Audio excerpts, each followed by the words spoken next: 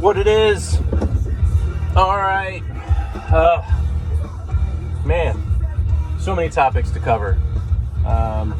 We'll not have time to fit them all into this video, so we'll be splitting it up like short video, punk rock style, kind of.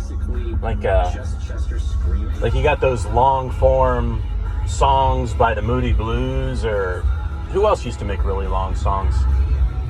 Pink Floyd, not afraid to make a long song.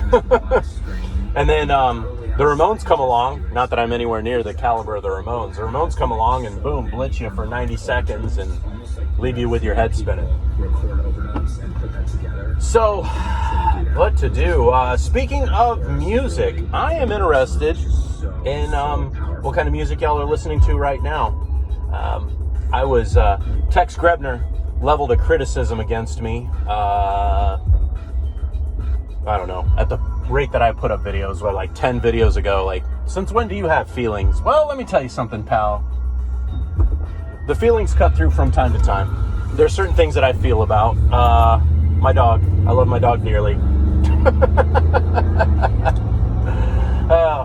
It worries me sometimes when I don't have the feelings.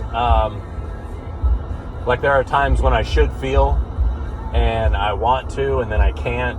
And then there's other times when it does cut through and I do get them. So not fully given over to the monster yet. Thank goodness, right? But that brings me to the music that I'm listening to. Key, and you'll like this, Tex, Galway Girl.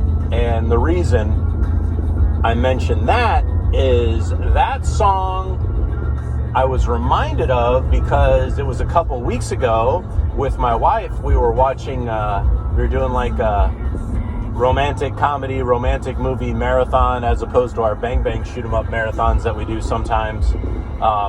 We watched P.S. I Love You. And so you know, I cried my eyes out throughout that whole movie.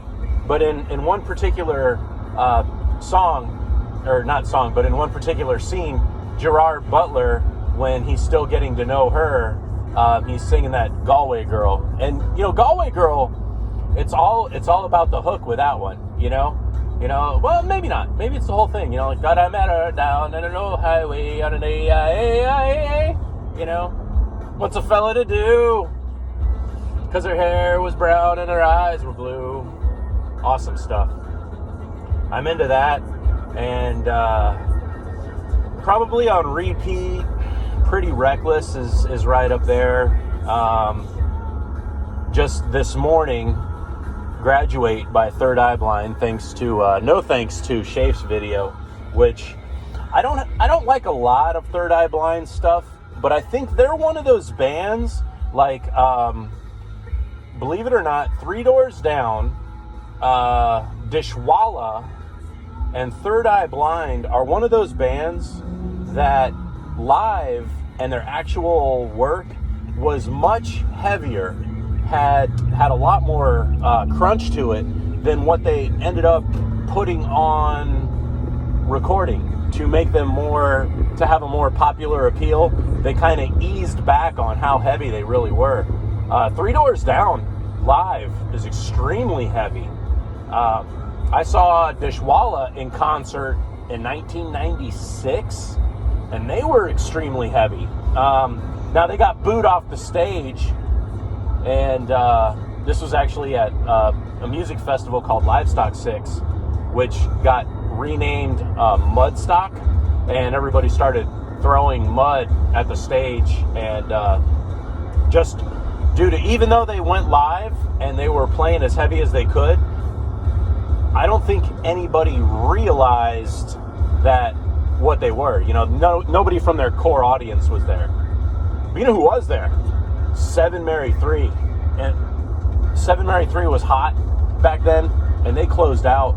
And Dishwalla went off the stage earlier, and Seven Mary 3 actually did a 2-hour set, making up for that distance. And Seven Mary 3, local favorite, came from Orlando, but man, that song Cumbersome is really good. That whole album I don't remember the name of it, even though I own it.